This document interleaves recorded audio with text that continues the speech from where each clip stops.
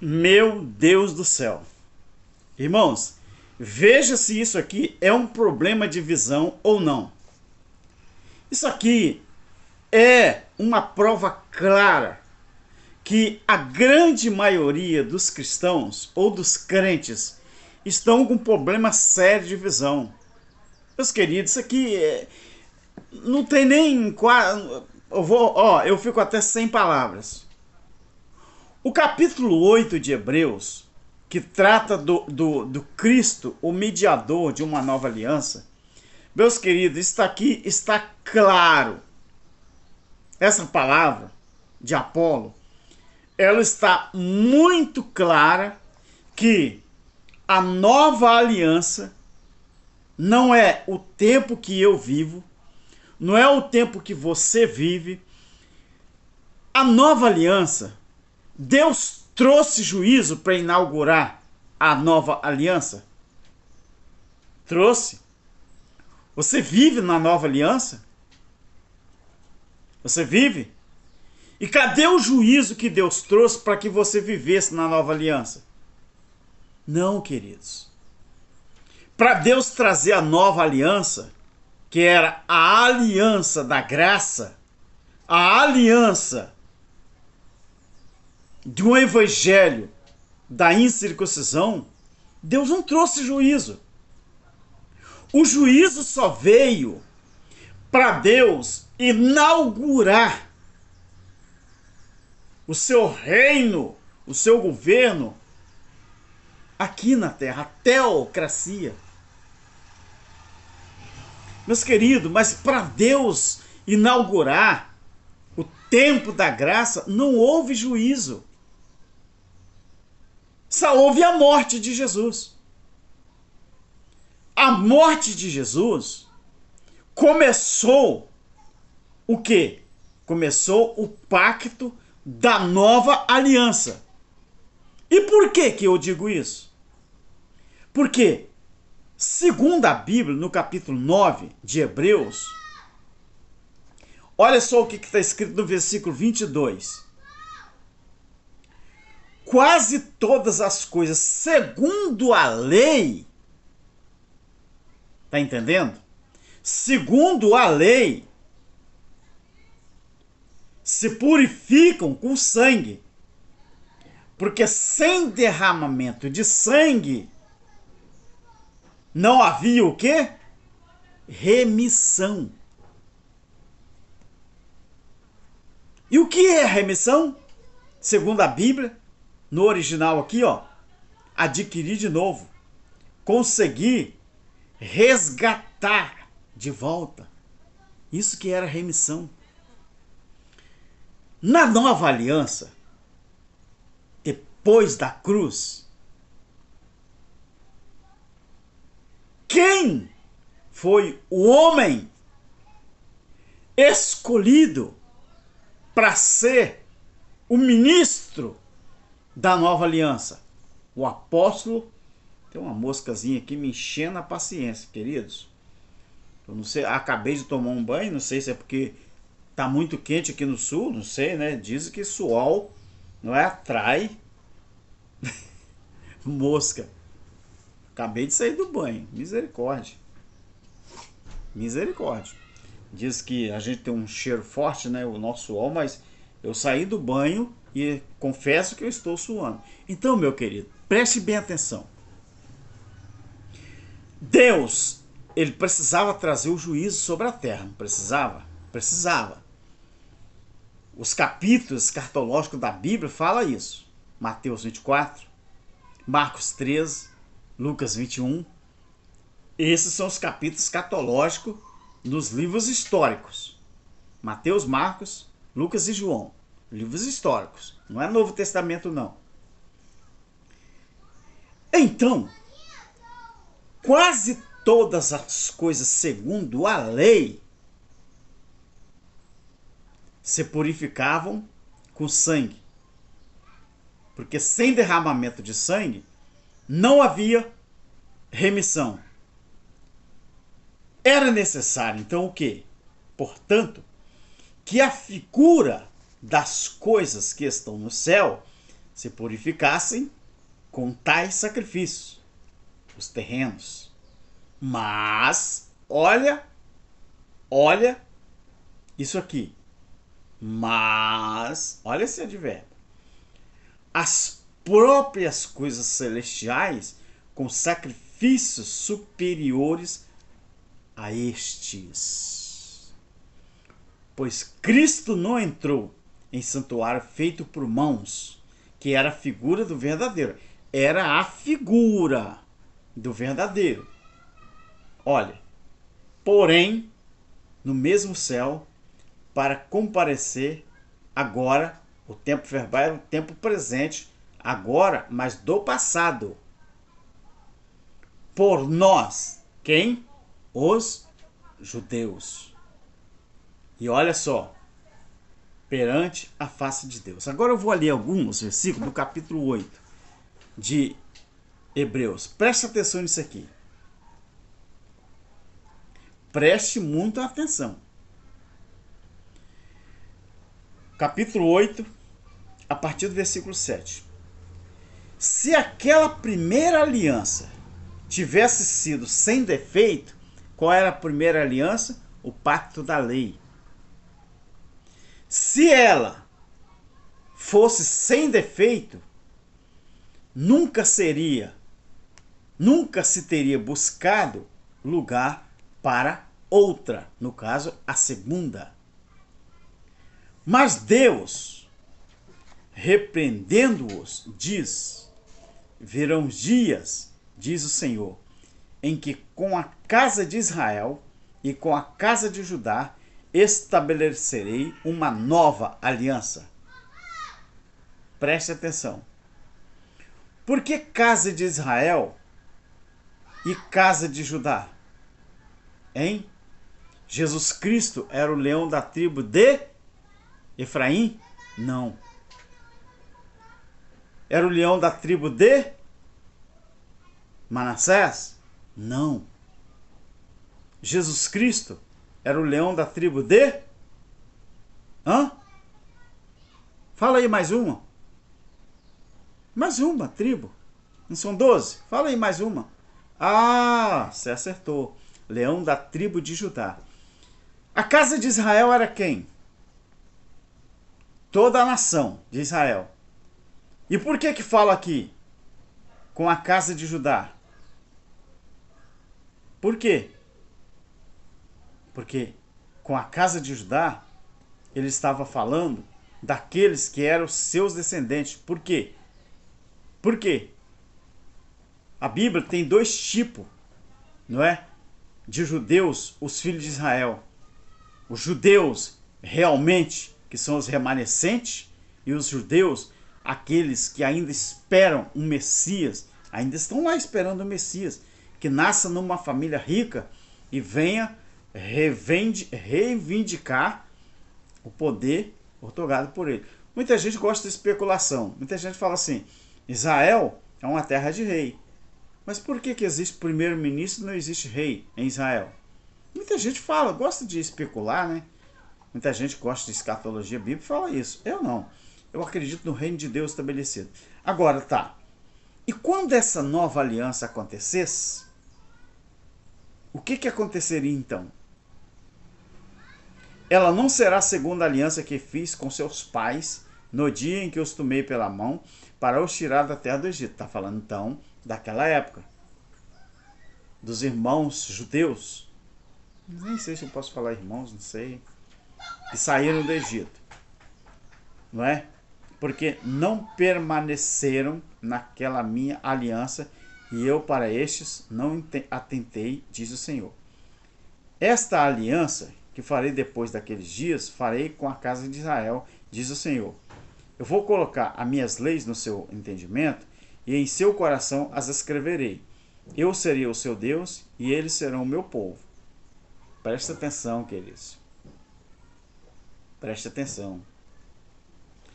Pois serei misericordioso para com as suas misericórdias, para com as suas iniquidades, e de seus pecados e de suas iniquidades não me lembrarei mais.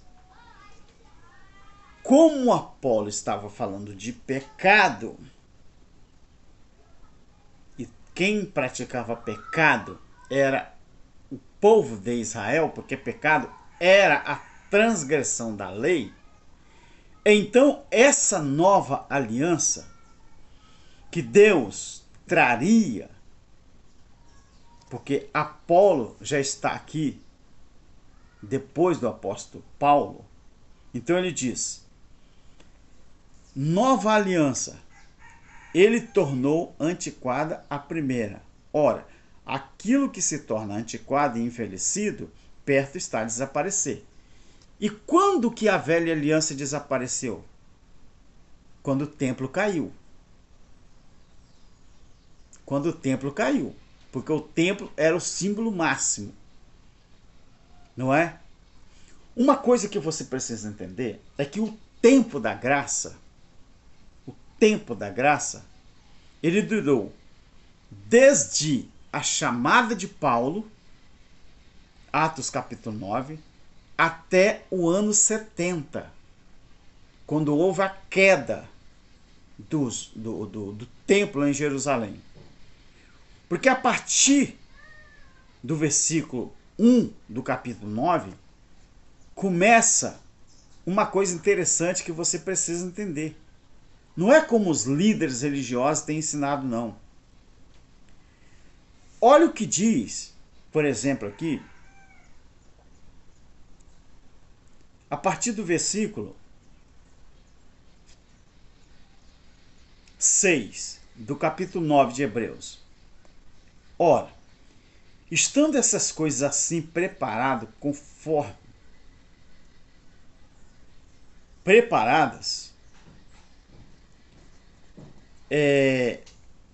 continuamente, o nome está meio apagado aqui, entrou no primeiro tabernáculo os sacerdotes para realizar os serviços. Mas no segundo era o quê? O sumo sacerdote, uma vez no ano, para não sem sangue, que oferece por si mesmo e pelos pecados de ignorância do povo. O Espírito Santo estava dando a entender com isto que o caminho do Santo do Santo ainda não estava descoberto. Enquanto continua de pé o primeiro tabernáculo. Quem estava de pé ainda e quem era o primeiro tabernáculo? O templo em Jerusalém. O templo lá em Jerusalém. Mas a partir do versículo 11 do capítulo 9, aqui está a chave para você decifrar. Mas Cristo, tendo vindo como sumo sacerdote dos bens já realizados, por meio de um maior e mais perfeito tabernáculo, não feito por mãos de homem, isto é, não era daquela criação, e não por meio de sangue de bodes e bezerro, mas pelo seu próprio sangue entrou no Santo dos Santos, uma vez por toda, havendo obtido uma eterna redenção. Se a aspersão do sangue de bode e de touro e das cinzas de uma novilha santifica os contaminados, quanto à purificação da carne, quanto mais o sangue de Cristo, que pelo Espírito Eterno se ofereceu a si mesmo, imaculado a Deus, purificará a nossa, a deles, consciência das obras mortas, para servirmos ao Deus vivo. É por isso que ele é, o versículo 15, mediador de uma nova aliança. Cristo ainda é mediador de uma nova aliança? Não. Por quê? Porque não. Primeiro, que a figura de Cristo não existe mais. Segundo, não existe nova aliança 2000 anos depois do juízo. Eu não vivo uma nova aliança. Quem viveu nova aliança foi os irmãos do primeiro século. o juízo de Deus trouxe o quê? A era eterna. E qual era eterna é essa? O reino de Deus estabelecido. Nova aliança era para aqueles que viveram o tempo da lei, que aqueles que acreditavam, não é? Que somente obedecendo à lei de Moisés é que eles alcançariam misericórdia diante do Criador. Eles passaram por isso. Aí veio Paulo, pregava não é assim. Paulo já diz assim: eu recebi uma coisa nova. Eu recebi diretamente do Criador, não foi de homem nenhum, nem tive apoio de vocês. Eu recebi uma nova mensagem, um novo evangelho. É o evangelho da incircuncisão. Ou seja, vocês não precisam mais cortar a pele do prepúcio, vocês não precisam mais guardar meses de anos de festa, vocês não precisam mais disso. Tudo que vocês precisam agora é crer. E aquele tempo, o tempo da lei, durou até Paulo confessar que havia pregado o evangelho da incircuncisão, o evangelho da graça, nos 4 cantos da terra da época. Colossenses 1 e 23, Romanos 10, 17 e 18.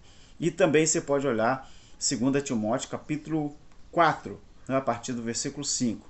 Então, o nosso irmão Apolo, para você ter uma ideia, ele escreveu: onde há testamento, versículo 16, é necessário que intervenha a morte do testador. Queridos, para o evangelho da graça ser inaugurado, o juízo de Deus foi contra o próprio filho.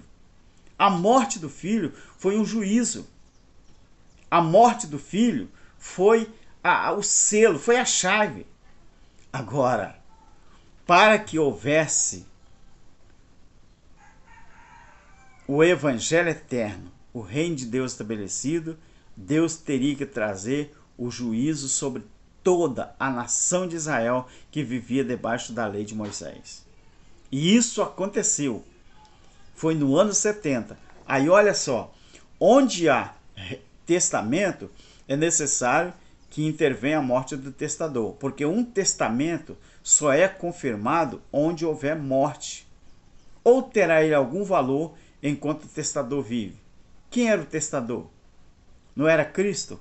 Então o próprio Cristo, o próprio Jesus de Nazaré, ele tinha que morrer. Porque se não morresse, como que haveria validade do testamento? Você está entendendo que a morte de Jesus foi a validade da nova aliança? Mas depois que Jesus morreu, para ele inaugurar o evangelho eterno, o reino estabelecido, outra coisa tinha que morrer. O que tinha que morrer? Deixar de existir. O STF dos judeus, que era o templo em Jerusalém.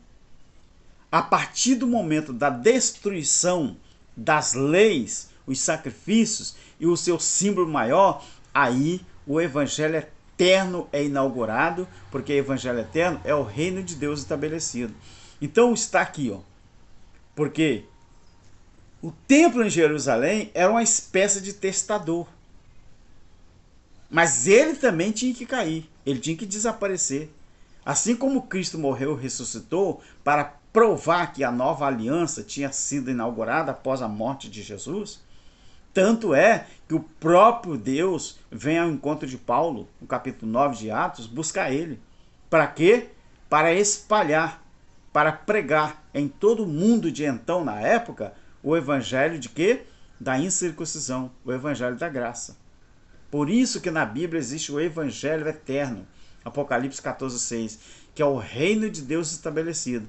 Mas para que o reino de Deus fosse estabelecido em toda a terra, haveria necessidade de quê? Do juízo de Deus contra Israel, o casamento do esposo com a esposa, o casamento, né, a boda do cordeiro, a festa, os convidados. Seria quem?